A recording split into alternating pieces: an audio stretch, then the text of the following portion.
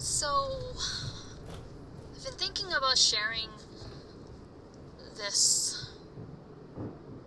I guess it's a poem. I don't know, my thoughts. But then I guess I was thinking more about it, and I'm like, why do I want to share it? What's the purpose? Do I want to share it because I feel that there's this need for appraisal? Do I want to share it because maybe I feel as if it would be helpful for somebody else who may be going through a similar circumstance, or maybe, I don't know.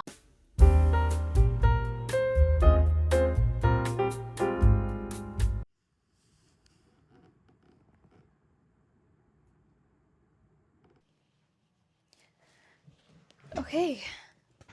Hello. All right. What am I going to talk about? Or maybe not. Anyways, hi. Thanks for joining me again. So, I wanted to talk about last week. We were talking about building community and what that looked like as far as choosing your people. And this week, let's talk a little bit about what it looks like when the novelty wears off. How, after the novelty wears off and the excitement and the spark dwindles down, what does it take to continue to show up for your community? Continually have to build it step by step, so brick by brick. What does that look like? I think there's about 5 things that can help embody or encapsulate what it takes to build that foundation. So for me, I think it takes commitment over inspiration. You have to be able to, when the inspiration is gone and it's faded, when that spark is gone, you have to know what you've committed to and you follow through, even through the boring, mundane stretches, right? You also have to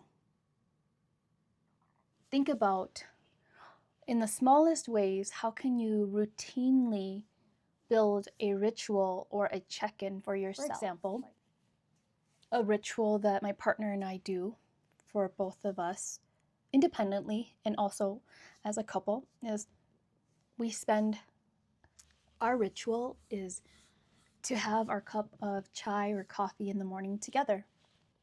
We take that time and we'll preface if we need to talk about something, whether myself and or him, and we spend that time together before the day gets going. That's a little ritual that we do for our foundation within our relationship. In the same way, what you can do when you show up for yourself is, for example, for me, my solo ritual that I do for myself is I will greet the sun. Every morning, just about every morning, I should say, when the sun is coming up, and as soon as the first beam comes through my office window, I say something to greet the sun. That little bit of consistency gives me so much pride and hope and allows me to continue to build resiliency. It also gives me the space to be okay with not being a perfectionist and be okay to know that I'm human. I will falter, I will miss days, and it's not about perfectionism. It is about coming back to being resilient, building resiliency through continuing to come back even if you've stepped away for whatever the reason.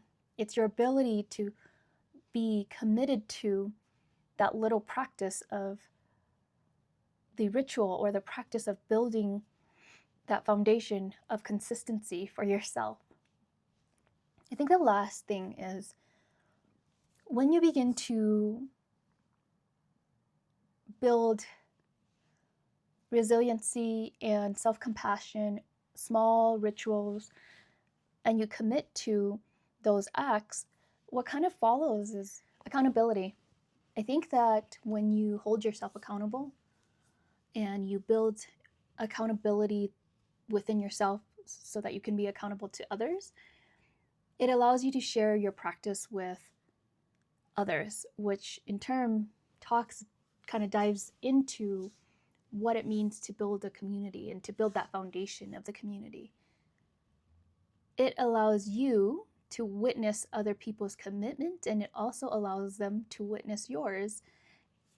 The invisible work that people don't really see, that space that,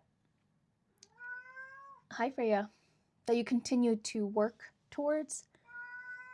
I know, honey. That is always so hard to make tangible, but when you hold yourself accountable and when you hold yourself accountable to other people and they hold themselves accountable to you, that is the invisible link. It makes everything that you've worked on more visible. It quantifies that invisible hardship, the invisible unease, the invisible commitment, the invisible discomfort, the invisible resilience that you've built through that consistency of showing up for yourself. That's the link. Building a foundation is not about perfectionism. You don't have to do everything right all the time. I think it is very much so about the ability and willingness to commit, to follow through, to want to follow through. Especially when things feel really slow or unclear or perhaps even uncertain. Because when you show up again and again, it becomes a part of who you are.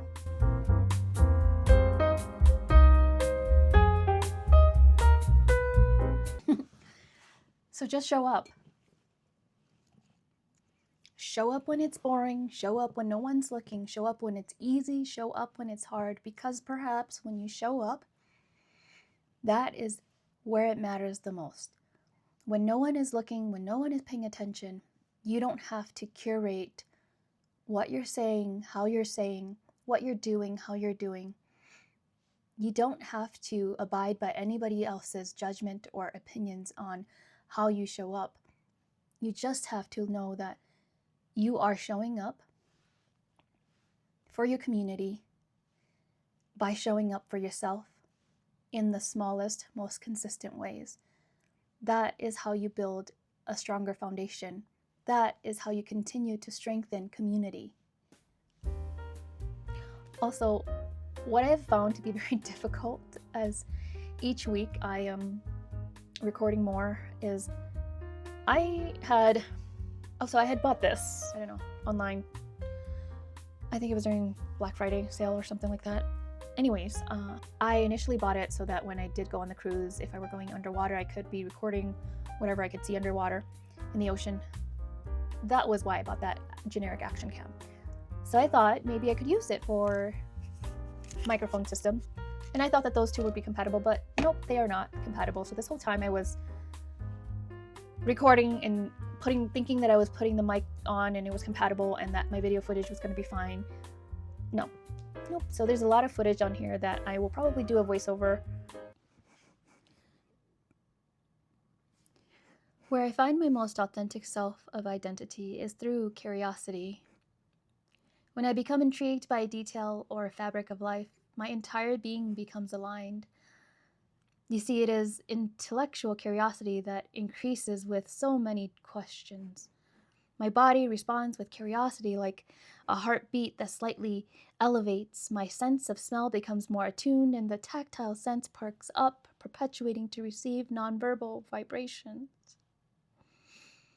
Perhaps my gaze becomes more direct and I may lean closer to the peak of interest of my curiosity. My essence, my spirit, my soul extends and the vibrations to further reach to the point of curiosity for a deeper level of frequency encounters curiosity. When I speak to you freely, it's like being held hostage by the thoughts of wanting acceptance, but I am perhaps the most authentic if I believe that our words shared deep reflection and deep presence, and witnessing is from an orienting place of goodness. With the best intentions, shouldn't we allow ourselves to accept this experience for what it is? Curiosity? Or do we offer our presence as a form of support if we sit with someone through all of the experiences that require witnessing? Is that not of love and care? What of purpose of being in relation to with someone if you cannot sit or witness their experiences? To be curious is me. This past week, I think it was Friday morning, I was so angry that during the time I took a shower, I had started writing a poem in my head. So as soon as I got out of the shower, I wrote it down, and I'm going to share this poem with you. I hope that you like it. For if I should weep, let it be for the anger that arise from the depths of despair.